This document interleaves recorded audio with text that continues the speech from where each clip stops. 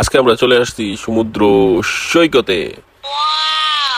আমার সাথে আছে আমার বন্ধু রকি। তো আজকে এখানে ঘুরে ঘুরে দেখব, আপনাদের জন্য কিছু ভিডিও ধারণ করেছি, আপনাদের সাথে শেয়ার করব। তো প্রথমে এখান থেকে পুরা বিচের দৃশ্যটা এক নজরে দেখে নিলাম, বেশ ভালো ছিল। এই ফাঁকে আমি আর রকি কিছু ছবি তুলে নিলাম, ছবি টবি তুলে চলে গেলাম আরো কাছ থেকে সমুদ্রের ঢেউ উপভোগ করতে। খুব কাছ থেকে ঢেউয়ের গর্জন ছিল মারাত্মক লেভেলের সুন্দর।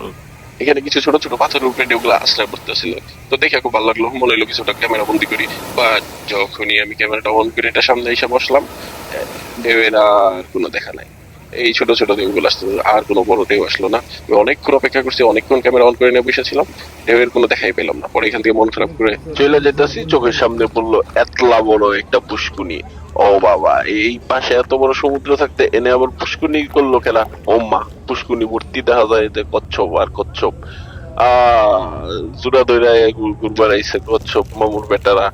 কিছু মামুর বেটারে ক্যামেরা বন্দি করলাম, কিছু মামুর বেটা তো আমার দেখেই পলাইলো।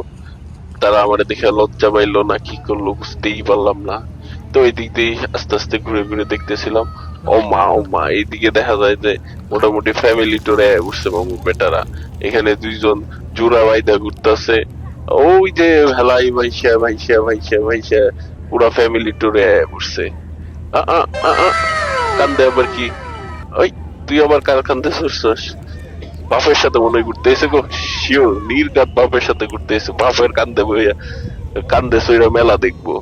মামুর বেটারা অনেক চিল মুডে আছে, অনেক চিল করতেছে, তো ওরা ওদের মতো থাকুক। বাপের কান্দে চইরা হাটে বাজারে মেলায় যাওয়া কোনো পাবলিক থাকলে আওয়াজ দিবেন, কমেন্টে জানাবেন। তো আজকের মতো এই পর্যন্তই, ভালো থাকবেন, আল্লাহ হাফেজ। দেখা হবে আবার নতুন কোনো ভিডিওতে, নতুন কোনো জায়গায়।